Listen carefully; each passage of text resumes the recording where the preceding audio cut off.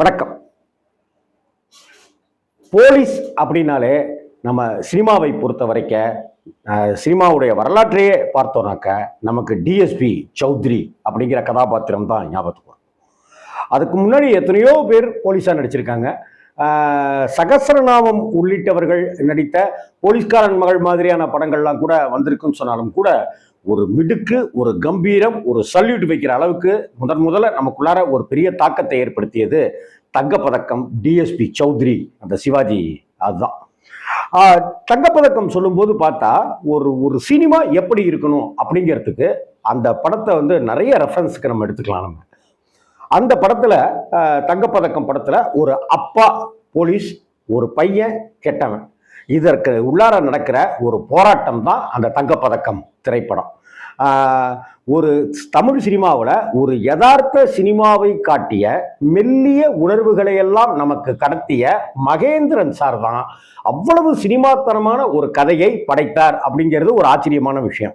இந்த படத்துக்கு உண்டான கதை வசனம் இயக்குனர் Mahendran sir, P Madhavan sir direct பண்ணியிருப்பாரு. இந்த தங்கப்பதக்கத்தில் சிவாஜியினுடைய மனைவி கேஆர் விஜயம்மா, பையன் ஸ்ரீகாந்த், ஸ்ரீகாந்தனுடைய மனைவி பிரமீளா. இப்படிப்பட்ட ஒரு சமயத்தில் ஒரு வேலை பார்க்கிற ஒரு இடத்துல ஒரு கொள்ளை நடந்துருச்சு, வங்கியில் ஒரு கொள்ளை நடந்துருச்சு அப்படிங்கிற விஷயம் தெரிய வரும். அதுக்கு அது சிவாஜியினுடைய நண்பர் வி.கே. ராமசாமி அவர்கள் சிவாஜியினுடைய அதாவது நண்பருடைய பையனுக்கு ஒரு இடத்துல சிபாரிசு செய்து வேலைக்கு சேர்த்து விட்டுருப்பாரு. அங்கே தான் இந்த கொள்ளை நடந்திருக்கும். சின்ன வயசுலேயே அப்படி வீட்டிலேருந்து காசு திருடிட்டு சூது விளையாட்டு அப்படின்ட்டுலாம் இருக்கிற அந்த பையனை வெளியூருக்கு ஓடி போக அங்கே ஒரு மைனர் ஜெயிலர் தான் தன்னுடைய வாழ்க்கையை பாலியத்தை கடத்தியிருப்பார் ஸ்ரீகாந்த். அதற்கு பிறகு திரும்ப வீட்டுக்கு வருவார். வீட்டுக்கு வந்த ஒரு படம் தான் இது. அப்படிப்பட்ட ஒரு சூழ்நிலையில் அந்த கொள்ளை நடக்கிற சம்பவத்தை அலுவலகத்துக்கு போய் இன்வெஸ்டிகேஷன் பண்ணுறது எல்லாமே சிவாஜி தான் பண்ணுவார். அதற்கு அடுத்த நாள் ஒரு விஷயம் நடக்கும். நான் கோயம்புத்தூருக்கு போயிட்டு வரேன் அப்படின்னு சொல்லிட்டு சிவாஜி சார் கிளம்புவார். அப்படி கிளம்பும்போது இது மாதிரி இவர் வருவார். வந்தார்னாக்கா அவருக்கு நான் வீடு விஷயமா நம்ம கடன் வாங்கியிருந்தோம், அந்த பணத்தை 30,000 ரூபா பணத்தை இப்போ என்னால் தர முடியாது, ஊருக்கு போயிட்டு பேசுகிறேன் அப்படின்னு சொல்லிட்டு அப்படின்னு கேஆர் விஜய்கிட்ட சொல்லுவேன். சொல்லிட்டு இருக்கும்போதே ஒரு வயசான ஐயா வருவார். இது மாதிரி ஊர்லேருந்து வாங்க வாங்க வாங்க ஐயா, வாங்க வாங்க உட்காருங்க அப்படின்னு சொல்லிட்டு சொல்லுவார்.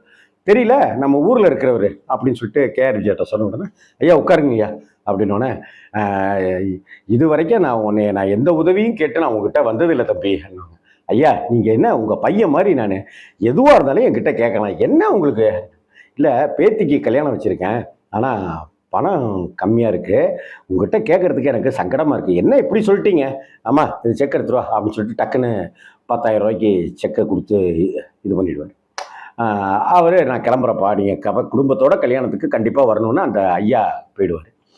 நான் வரவருக்கு பணம் ஏதாவது பண்ணலாம்னு நினச்சிருந்தேன், நம்ம கடன் வாங்கின இடத்துல. ஆனால் ஐயா வேற இப்படி வந்துட்டார், அவர்கிட்ட இது மாதிரி தவணையை சொல்லிவிடு, நான் பேசுகிறேன்னு சொல்லிவிடு அப்படின்னு சொன்ன உடனே சிவாஜி சார் ஊருக்கு கிளம்பிடுவார். அதுக்கப்புறம் கொஞ்ச நேரம் கழித்து ஒரு 3 பேர் வருவாங்க. இது மாதிரி எங்கம்மா உங்கள் புருஷன் அன்னைக்கு நான் இப்படி பண்ணினேன்னு சொல்லிட்டு அவ்வளோ சத்தம் போட்டு என்னை அசிங்கப்படுத்தினாருமா, பணத்தை வைக்கலைன்னாக்கா நான் வீட்டில் இருக்கிற பொருளை நான் எடுத்துகிட்டு போக முடியாயிரும், ஜப்தி பண்ண முடியாயிரும், அப்படியாக்கும் இப்படியாக்கும்னு அவர் வீரராகவன் அந்த நடிகர் அவர் கத்த ஆரம்பிச்சிருவார்.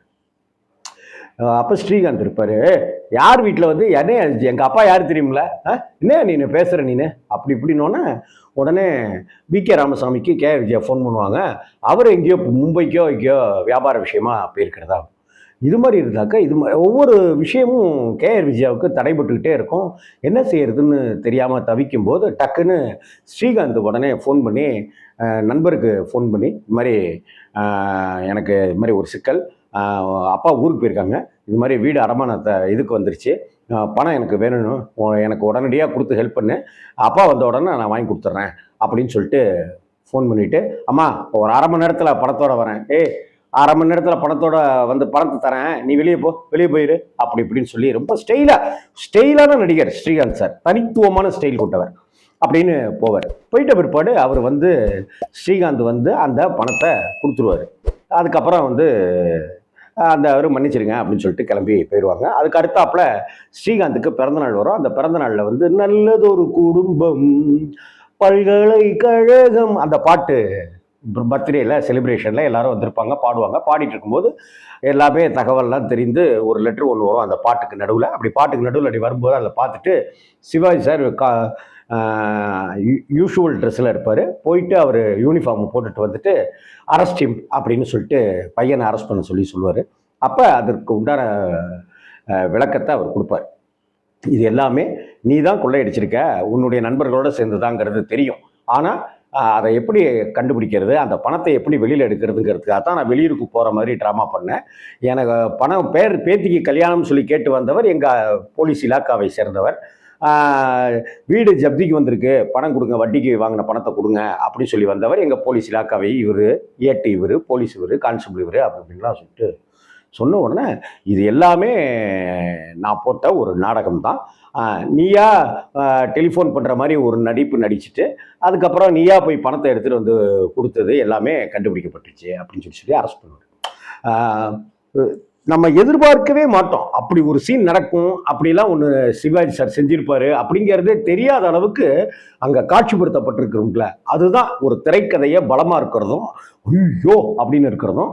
அப்போ நான் உன்னைய பழிவாங்க விடமாட்டேன் மிஸ்டர் சௌத்ரி அப்படின்னு ஸ்ரீகாந்த் வந்து அப்பாவோட பேரை சொல்லி அப்படி சொல்கிறதும், ரெண்டு பேரும் அப்படி முறுக்கிட்டு நிற்கிறதோட தான் இன்டர்வல் பிளாக்கே இருக்கும். எத்தனையோ தமிழ் சினிமாக்கள் போலீஸ் கதாபாத்திரங்கள் அப்படின்னு வந்திருந்தாலும் கூட அப்பா போலீஸ் பையன் கெட்டவன் அப்படிங்கிற சப்ஜெக்ட் நிறைய பேர் எடுத்து பண்ணியிருந்தாலும் கூட தங்கப்பதக்கத்தில் இந்த காட்சியை வந்து செதுக்கியிருப்பார் டைரக்டரு. நடிகர் திலகம்ங்கிற அந்த சிங்கம் வந்து அப்படி ஒரு ஆட்சி செஞ்சுட்டு ஃப்ரேம் பை ஃப்ரேம் ஆட்சி செஞ்சு அதகலம் பண்ணியிருப்பார் சிவாஜி சார்.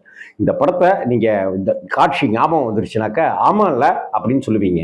அப்படி இல்லாட்டினா இன்னைக்கே நீங்கள் தங்கப்பதக்கம் படத்தை பார்ப்பீங்க. வணக்கம்.